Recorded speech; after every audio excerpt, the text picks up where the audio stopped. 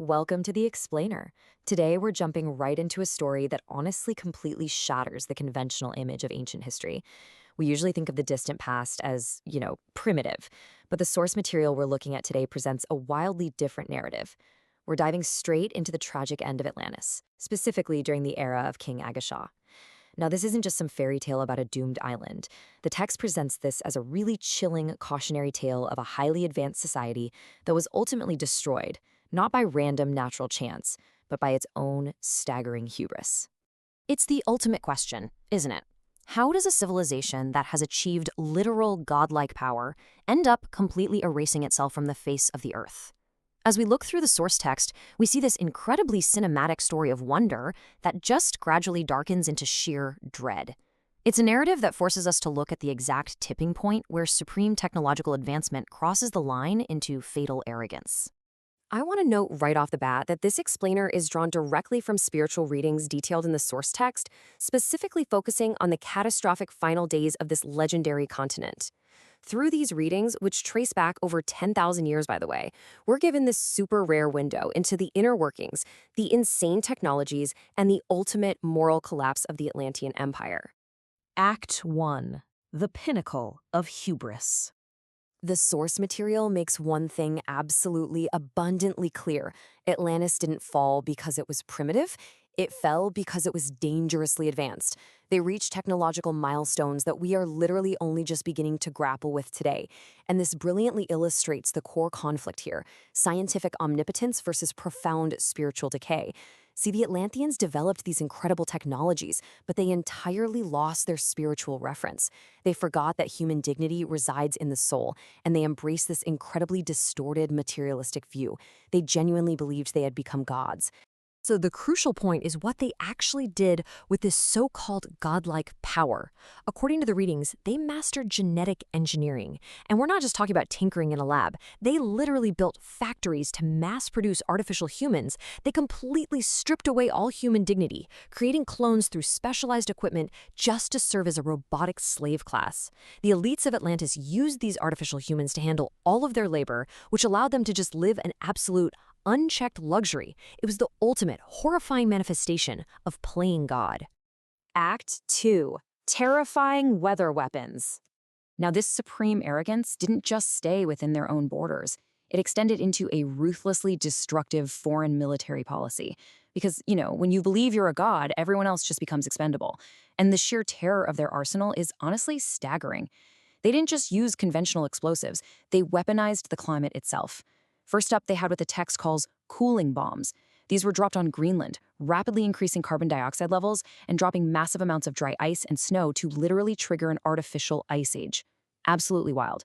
Second, they used hurricane bombs against North America, detonating them midair to generate massive, completely unnatural tornadoes.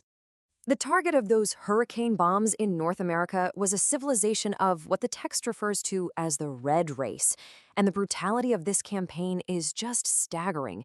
The Atlanteans used these manufactured storms to completely destroy the region's agriculture. We're talking wiping out their entire grain belts and vegetable fields. Their goal was calculated starvation. Once the people were weakened and starving to death, the Atlantean military moved in from both the sea and the air, mercilessly eradicating every last survivor. Act 3. King Agasha's final plea. Amidst all this terrifying darkness, there was a glimmer of hope. Enter King Agasha, the final ruler of Atlantis. Operating right out of the capital city, he saw the impending doom that this dark, science-worshipping culture was bringing upon itself. In a desperate attempt to pivot the empire back to love and faith, he stood in the great stone square and preached to staggering crowds. We're talking up to 100,000 people at a time. He was literally begging them to turn away from their ruthless materialism. Act 4. The brutal military coup. But Agasha's message of peace, it was viewed as a massive threat by the people who truly held the power, the hardened military leaders. This quote right here brilliantly captures their chilling mindset. They listened to Agasha and essentially concluded that his teachings were a fatal vulnerability. Driven by this intense military arrogance, they believed that embracing faith would destroy their technologically supreme empire. And so, they decided to stage a violent coup against their own king. And this betrayal didn't happen in the shadows. It happened right out in the open.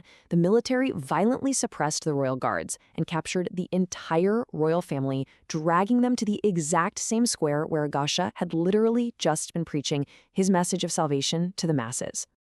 The terrifying scale of this purge is perfectly represented by this number, 500. Approximately 500 members of the royal family were rounded up for execution. This wasn't just a simple change of leadership.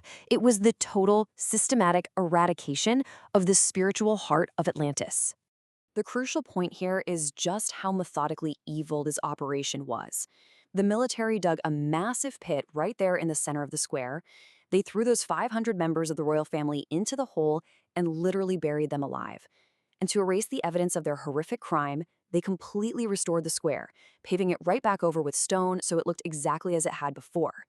Then, they burned the royal palace to the ground, allowing the military dictatorship to seize total, absolute control over the world. Act 5. Divine Wrath and Collapse. Now, this wasn't just a political tragedy. It was a cosmic breaking point. Burying the light of faith alive was the final card played by the forces of darkness, and the consequence of that was immediate and absolute. This bloody massacre provoked instant, total divine wrath. Overnight, the remaining landmass of Atlantis, this mighty, scientifically supreme empire, collapsed completely and sank into the ocean, vanishing beneath the waves as if it had never even existed. Which leaves us with this final, incredibly vital thought. The source text presents Atlantis not as a fairy tale, but as a mirror. I mean, think about it. They had cloning, they manipulated the climate, they believed technology made them superior to the human soul. If this unchecked scientific arrogance and total loss of spiritual reverence destroyed the so-called gods of Atlantis, what does that mean for our modern civilization as we race down a remarkably similar technological path? It's a profound question to leave you with today.